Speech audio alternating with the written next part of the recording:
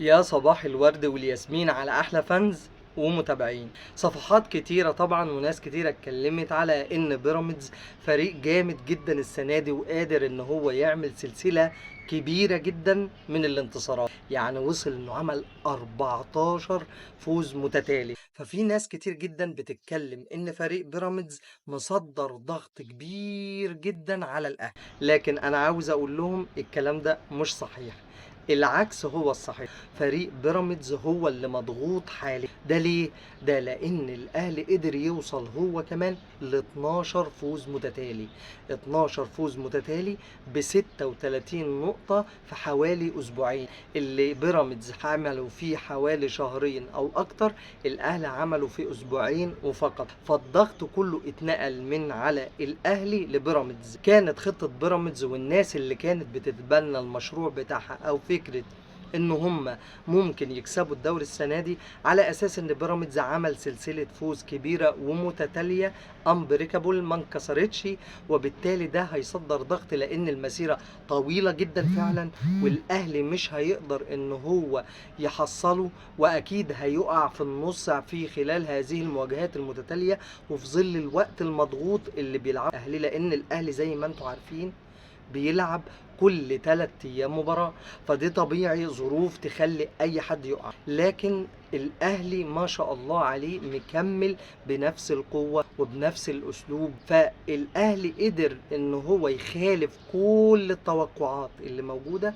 وقدر ان هو يوصل لفوز كامل وعلامة كاملة في مدار ال 12 مواجهة المتتالية. ففريق بيراميدز ولاعيبة بيراميدز ومسؤولين بيراميدز لما يشوفوا الاعجاز اللي بيعمله الاهلي في المده القصيره دي، هو اللي اكيد الضغط اتنقل عليهم، لان ده فريق مش عادل يقدر يعمل عدد رقم الفوز ده في الظروف الغير طبيعيه اللي الاهلي بيمر عليها، سواء من اصابات، سواء من تلاحق مباريات، سواء من ايقافات.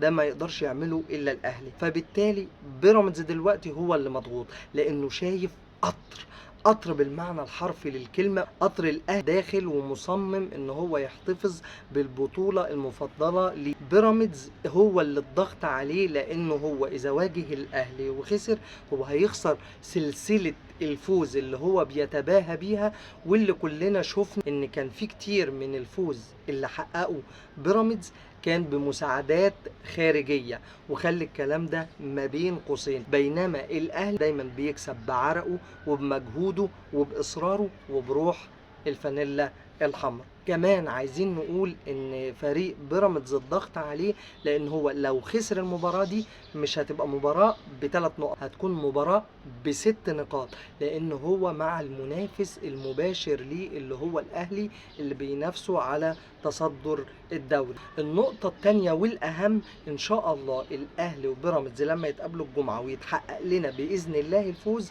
بيراميدز هيخسر المعنويات، لانه هياخد ضربة في الصميم بشكل كبير جدا. بتصور ان هم هيخسروا معنوياتهم ومش هيقدروا يكملوا فوز بعد كده، لا، هيحصل تذبذب في الاداء، لان هم هيعرفوا حجمهم الحقيقي قدام الاهلي، وهيكتشفوا بجد يعني ايه منافسة مع الاهلي.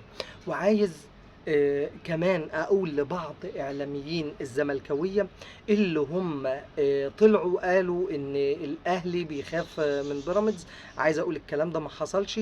والثلاثيات اللي الاهلي حققها على بيراميدز، سواء مع موسيماني، سواء مع كولر، سواء حتى مع فايلر، افتكر حققنا نتائج برضو كويسه جدا. الاهلي ما بيخافش من حد، الاهلي بيلاعب فرق في التوب ليفل وما بيخافش. هزمنا الهلال السعودي اللي قيمته التسويقيه اكبر مننا، هزمنا الاتحاد وهو معاه نجوم عالميين. فالاهلي ما بيخافش من حد. وعايز اقول اللي بيقول ان انتوا خايفين، اقول له انسى وحط فازلين. اشوفكم بخير، ودايما تابعوني الشعر الاهلاوي.